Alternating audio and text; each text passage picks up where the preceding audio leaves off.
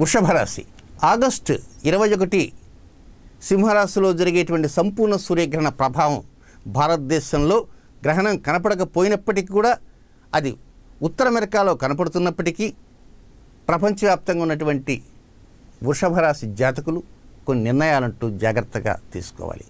ఎలాంటి నిర్ణయాలు తీసుకోవాలా, ఎలాంటి అంశాలు తీసుకోవాలి?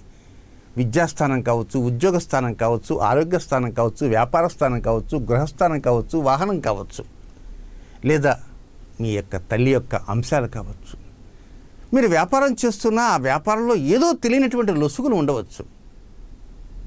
డబ్బు ధారాళంగా వస్తూనే ఉంది, కానీ ధారాళంగా వచ్చేటువంటి డబ్బు వెనక ఏదో ఒక తెలియనటువంటి రంధ్రం ఏర్పడేటువంటి అవకాశం కూడా ఉంది. కనుక ఆ రంధ్రాన్వేషణ మీరు ఎక్కడ ఉంది ఏమిటి అనేది చూడాలి.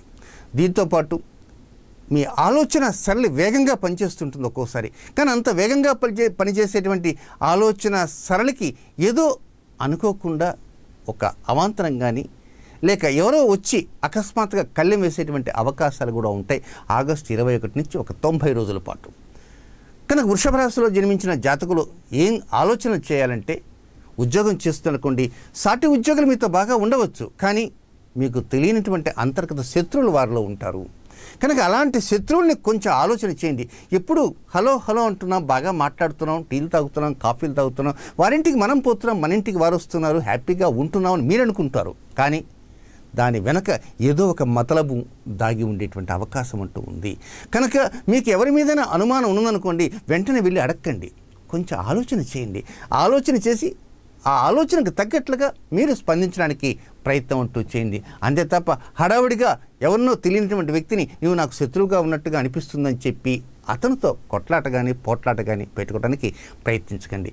ఏదేమైనా కొంత ఆర్థిక స్థితిగతుల్లో లావాదేవీల్లో జాగ్రత్తలు తీసుకుంటూ ఆగస్టు 21 నుంచి ఒక 3 మాసాల పాటు చక్కగా అనుకూల పరిస్థితులు రావాలంటే చిట్ట చివరిలో చెప్పే పరిహారాన్ని కూడా పాటించడానికి ప్రయత్నం చేయండి వృషభ రాశి జాతకులు.